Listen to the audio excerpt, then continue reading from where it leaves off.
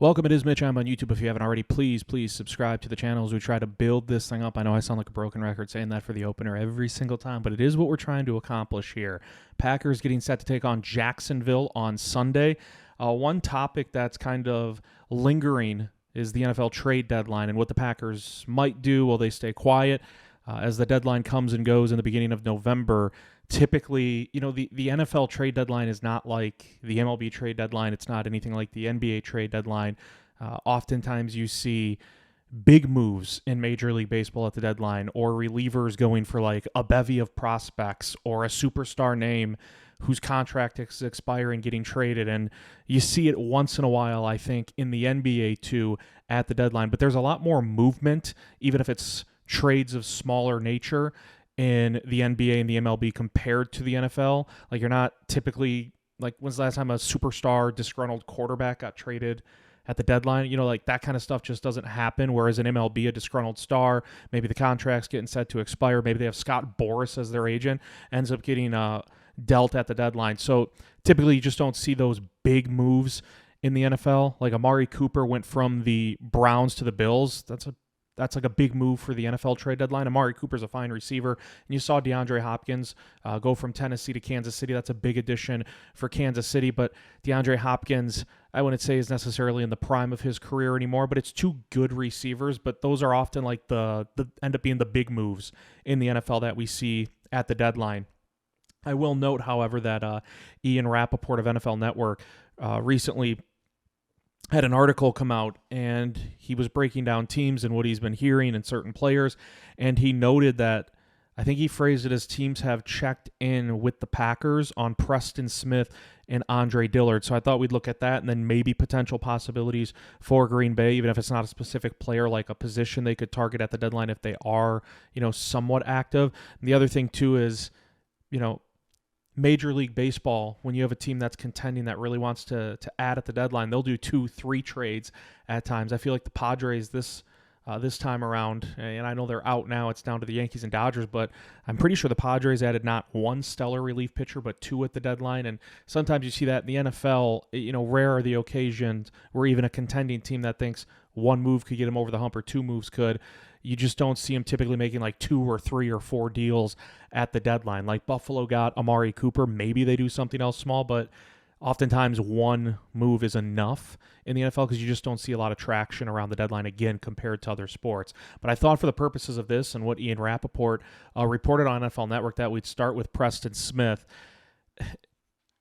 This isn't anything close to similar to last year when the Packers traded Rasul Douglas. I have seen some takes where it's like, hey, last year they had a veteran corner, Rasul Douglas, and they traded him at the deadline, sent him to Buffalo. Preston Smith could be in the same boat. It's not apples to apples. The two scenarios are not anywhere similar to one another. And you really have to look at what the Packers are right now heading into November compared to what they were last year heading into November. Last season, as the trade deadline loomed, and the Packers ended up trading Rasul Douglas on Halloween on October 31st to Buffalo for a draft pick. The Packers were 2-5, losers of 4 straight, and had just lost at home to Minnesota 24-10 in a game where the offense looked anemic. They couldn't get anything going whatsoever, and the defense was okay. They kind of puttered around. Kirk Cousins, that was his game where he injured his Achilles and it ended his season, and the Vikings still came out on top 24-10. So the Packers were 2-5 last year, and whether or not they would admit it, I don't think many in that front office saw the turnaround that eventually came to be.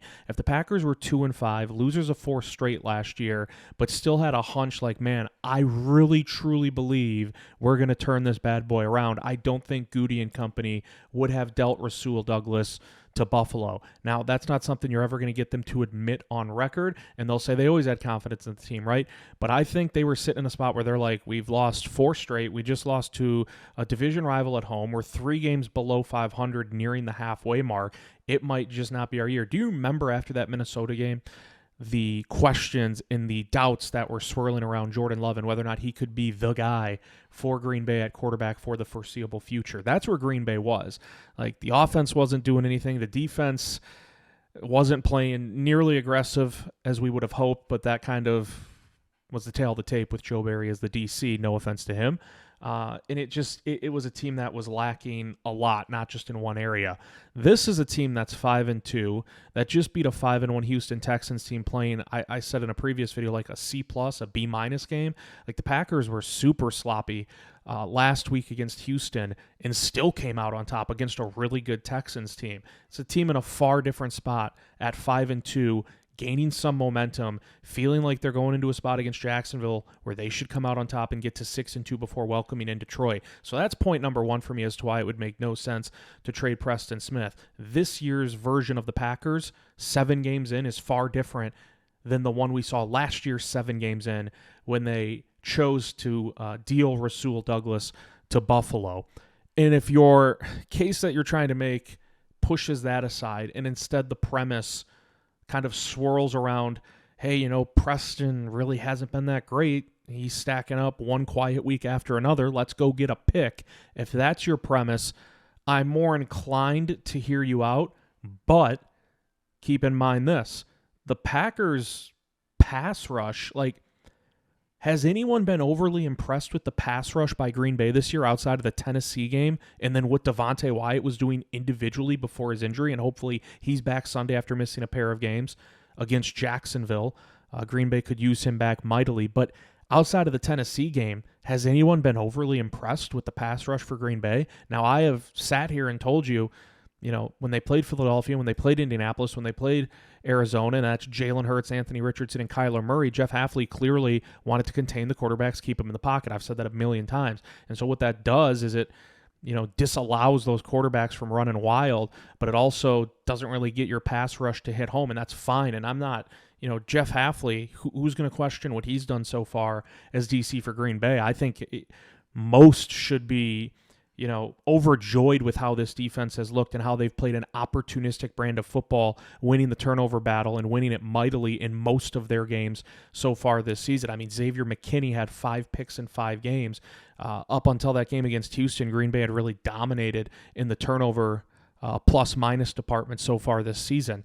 And so you kind of have to pick your spots if you're Jeff Hafley, because you can't excel at everything. It's just not realistic. You can't expect your defense to be lights out in every single category. And I think, and it is surprising because there's name recognition, but the pass rush for Green Bay has really left a lot to be desired this year. The name recognition is you have Rashawn Gary, who's on a big boy contract. You have Preston Smith, the reliable veteran. You have Kingsley Enagbari, who was a middle round pick a couple years ago, but he's really shown he's kind of flashed at times, and he's had good performances. And you have Lucas Van Ness, a first-round pick a year ago out of Iowa. He's been pretty quiet this year.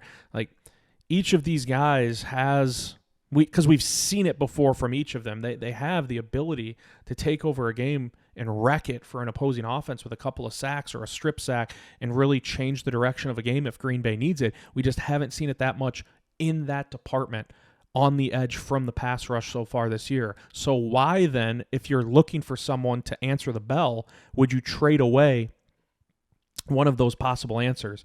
If there's a question right now at pass rush, why trade away a potential solution in Preston Smith? Because I think Preston Smith, I'll go off the larger sample size of his career, and I'll tell you that I think at some point this year, and it's going to be in more than one game, he will step up and deliver. Just haven't seen it that much this year. But Preston Smith has a pretty strong resume that would indicate you're not going to keep him under wraps for an entire season. And so if you're like me and you're like, man, I think the pass rush needs to get going a lot quicker for Green Bay, why would you trade away a potential solution? Or if you really don't view Preston Smith as an answer, at minimum, it's a depth piece, right? Because I understand last week, Kingsley Enagbare and Lucas Van Ness both outsnapped Preston Smith for the first time this year as a duo. There had been games where one or the other of Elvian or Enagbare outsnapped Preston Smith, but last week was the first game where both of them were on the field more defensively for Green Bay and for Jeff Hafley compared to the veteran. But I don't think Green Bay's in a spot where you're like, hey, let's just trade away one of these defensive ends when that hasn't been an area that has really excelled for Green Bay, which is, again, pretty surprising. So I don't, if it's a question mark, why trade away a possible solution? And if you're really out on Preston Smith, which I don't know why you would be, but if you are, it's a depth piece, at minimum for Green Bay. That's what Preston Smith can kind of serve as. And I do think there is a big layer of this where you have to look at the locker room aspect and that angle and sort of that tentacle as you kind of roam about what a trade of Preston Smith would mean to Green Bay. Because to me, what message does that send to the team? Like, Green Bay isn't selling. They're stacking up and building towards what they hope is a year where they can contend for a Super Bowl and try to, be the representative for the NFC in New Orleans come February. And I truly believe, and some of you might roll your eyes at this, that's fine. There is an incredible amount of value in having a veteran leader in the locker room. Like, to me, Preston Smith's impact is more than just what he's doing on the field, and that can be a cop-out line for some. I believe it. I think a lot of those guys like LVN and Kingsley Enagbare, I'm sure they go to Preston Smith for questions, for advice, for answers that they're trying to find as they try to level up their own game individually. And Preston Smith's a great guy to go to as a resource for that. So I think if you trade him, what does that say to the locker room? Like, I think last year when they traded Rasul Douglas last year and they were 2-5, did any of you sit back and say, you know what, we got a draft pick, but Green Bay did this. They know they can still turn this thing around and, make a run in the playoffs? Like, no, everyone was like, Green Bay's 2-5. The writing seems to be on the wall. The front office has now traded away a cornerback, one of our top cornerbacks, in a season where none of them can stay healthy. Like, Jair had already missed time before Rasul was traded. Eric Stokes was already out before Rasul was traded. Remember, Carrington Valentine was like the number one corner for a while. And so I don't like the message it would send to the locker room. It would almost be like who is safe? Like, if we're 5-2, like, I'm viewing it through Green Bay's prism. And if the Packers players are saying, like, we're 5-2, we feel like we're just getting on a roll here. We know the pass rush is eventually going to wake up. It's too good not to, but they just traded Preston Smith. You're going to have a lot of other guys wondering, like, am I safe? Like, what's going on here? Could I be on the chopping block? Could I be on the trade block now too? Because they just traded one of our biggest veteran leaders. So I think that's a big piece of the puzzle too. I don't see how it would make sense whatsoever for the Packers to trade Preston Smith, given where they are as a team and how they should actively be looking for answers in the pass rush department on the defensive end. It is Mitch. I'm on YouTube. Please subscribe if you haven't already. Appreciate all the support as we build this up. The other name that Ian Rappaport mentioned was offensive lineman Andre Dillard. I don't mean to sound like a jerk. If you can get a late round pick for Andre Dillard, go ahead. Here's why. To me, this is pretty cut and dry. If Green Bay's in a spot at any point this year where Andre Dillard is playing like valuable, meaningful snaps on a week in, week out basis, I think you're already heading in a direction of trouble. And that's not meant to be like a slap in the face to Andre Dillard, but we've seen a couple offensive linemen go down in spurts for Green Bay this year, like in game, like Josh Myers a couple weeks ago missed a couple of series. And I think it was last week. Someone exited last week. It wasn't Sean Ryan and Jordan Morgan were rotating at right guard, but someone missed a few snaps last week, and Andre Dillard, I believe, was active, or it might have been 2 weeks ago in the Arizona game, and Green Bay opted to go another route instead of Andre Dillard when he was active for the game. So I think if you're ever in a spot where Andre Dillard's playing meaningful snaps anyways, you're going to be in trouble up front on that offensive line. So if you can get a late-round pick for Andre Dillard, who, again, no offense, was kind of like an afterthought signing for Green Bay this offseason, I say I'm all for it. Like, even if it's a 6th-round pick or a 7th-round pick, go ahead, because if you get to a point in the season where you're relying on him as like a staple of this offensive line, you're going to be treading water already. And that's not a shot at Andre Dillard. It's meaning like we're talking about multiple offensive linemen being out if Andre Dillard's, plugged in as a long-term starter at any point. So that one I have no gripes with, and I'm sure there's teams out there that maybe think, hey, he started in Tennessee, when he was a Tennessee Titan. He's a starting offensive lineman that's just not getting an opportunity in Green Bay. We'll throw a late-round pick and bring him into our situation and what we have, because there are teams out there that are hurting on the offensive line due to injuries, due to performance, that could maybe use Andre Dillard as a filler piece for the time being. Last point here to kind of hit home on trade possibilities for Green Bay, and 99.999% of the time, every year when the trade deadline rolls around, people are throwing out outrageous names for their team. It's not just a Packers fan thing. Like, it's the Bears, the Vikings, the Lions, the Commanders, the Cowboys, like every team. It's like, hey, what about player ABC? And it's always like a star player. and they'll say, hey, and we could give up, a third and a fourth and a future fourth and a second. It's like you're always trying to just really heavily favor it to your side, and those trades typically never pan out. The two names I've seen this go around for Green Bay are on the edge. It's Myles Garrett and Max Crosby. I'd be stunned if Green Bay and Goody was able to work any magic to acquire either of those players. I do think Vegas is in a spot where, Max Crosby, I think he's been pretty vocal. He wants to win. He wants to be on a team that's competing for championships, and they just traded Devontae Adams. They don't have an answer at quarterback yet. I don't know, the Antonio Pierce thing at head coach is still TBD, whether or not he's a long-term fixture there at head coach and an answer for the Raiders. So they're like I look at Las Vegas, and that's not a team that's like one or two players away or 1 or 2 years away from competing. They have a lot of spots to hit, none more important than quarterback. So I could see them entertaining offers for Crosby. They've already traded Devontae Adams. Green Bay typically isn't big game hunting at the trade deadline. And the same can be said for Myles Garrett. Like the Browns traded Amari Cooper, their number one wide receiver. Deshaun Watson's out for the year, and it was a miserable year before his Achilles injury anyways. Cleveland's offense was horrific, but now you're even worse off without Amari Cooper and maybe without Deshaun Watson too. So do you trade Myles Garrett? Do you think if you're Cleveland, you can get such a great return package that you could stockpile up draft assets and then hopefully hit on those, and it can get you closer to being a contending, consistent team than what you are if you keep Myles Garrett? Those are the things these front offices are weighing. But again, Green Bay typically isn't big game hunting. I still want to believe the pass rush and the defensive ends will eventually figure it out consistently for Green Bay this year.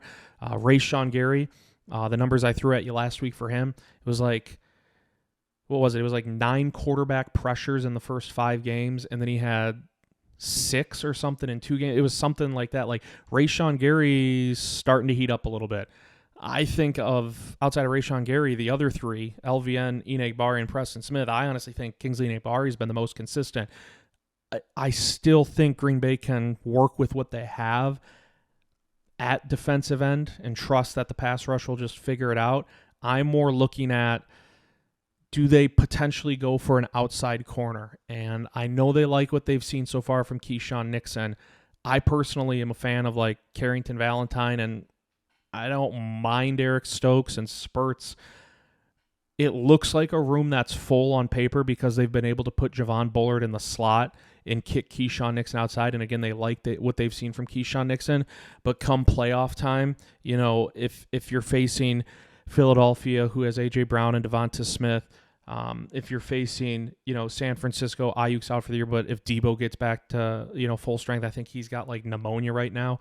But some of these receivers you could be facing in the NFC in the playoffs, and then duos in the NFC, like Minnesota has, not only Justin Jefferson, but they have Jordan Addison, and they're getting TJ Hawkinson back. Like, could you add another cornerback? I know some people have thought Denzel Ward's a possibility in Cleveland. I do think that's a team to monitor. I'm not saying the specific player in Denzel Ward, but, it's kind of like the pass rush for Green Bay in terms of, the secondary has stepped up and been far more consistent than the pass rush, but the name recognition, right? It's like you have Jair Alexander, he's an all-pro caliber corner. Carrington Valentine was great last year, but he's now at a spot where he's lucky to get 1 or 2 snaps.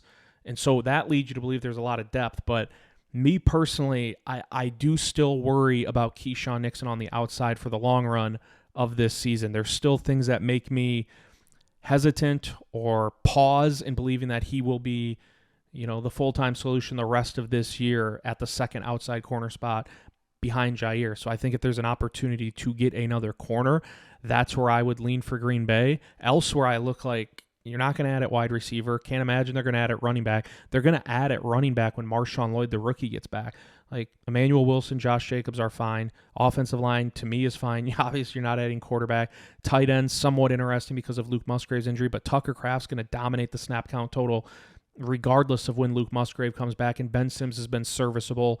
Linebacker is somewhat interesting, but I would rather see them, instead of trade for an inside linebacker, just keep giving Edger and Cooper more and more and more opportunities. And we saw Eric Wilson, when he had a full plate, went bananas with 4 TFLs and 2 sacks for the Packers. So I think one spot you can really hone in on, and you're getting Devontae Wyatt back, so I don't think the interior of the defensive line needs a lot, because personally I like Carl Brooks, Kenny Clark, and then you get Wyatt back, and you just hope that everyone stays healthy. I think if there's one spot to really target in on, safety has been obviously phenomenal too with the X-Man, Evan Williams and Bullard. It'd be corner that I could see them add maybe a piece there, but we'll see. Trade deadline's coming up right around the bend, beginning of November. We'll see what Green Bay does. Be stunned if they traded Preston Smith or made a move that a seller would make. Like, it just doesn't make sense to me. And last point too, with the Max Crosby and Myles Garrett thing, I do think this is worth noting. The draft's in Green Bay next year. That's like a once in a I mean, it's kind of like a once in a lifetime thing, right? There's been many NFL drafts. This one's finally coming to Green Bay. The front office can't say it, but if you go big game hunting to try to win this year, it's going to make a lot of people happy. But Green Bay wants to have a first-round pick next year. They want to have their own first-round pick that they can announce in Green Bay. Like, I know they shouldn't think this way, and some of you might get mad at me even suggesting it, but if you trade for Max Crosby or Myles Garrett, that's awesome. Like, you're adding an all-pro, caliber player on your defensive front. It's awesome. But you're also probably giving up a first, a second, a future first, whatever it may cost. I don't think the Packers as a franchise want to be in a spot next year where we're waiting till day 2, late in day 2 or day 3 of the draft to have their first pick announced. And I know that sounds silly to some, but I'm telling you, it's not like the draft's going to be rolling around in Green Bay in the next 5 years or 10 years. Like, this is it for Green Bay. Go all out, have the draft. And I promise you, they want to have their own first-round pick to announce. Now, if push came to shove and they really thought they were getting a bargain on Max Crosby or Myles Garrett or a player of that nature, you make the trade. And you make the trade because you're trying to win a Super Bowl right now. And if you're prioritizing it to win a championship, and then, the draft falls in line and you're going to have players announced anyways. But if they have it their way, maybe they can add a big enough impact player, but also keep their first-round pick for the draft next year. Kind of, have the best of both worlds. We'll see how it all unfolds in the next week and a half. It is Mitch. I'm on YouTube. Please subscribe if you haven't already. Appreciate all the support. We'll see you next time.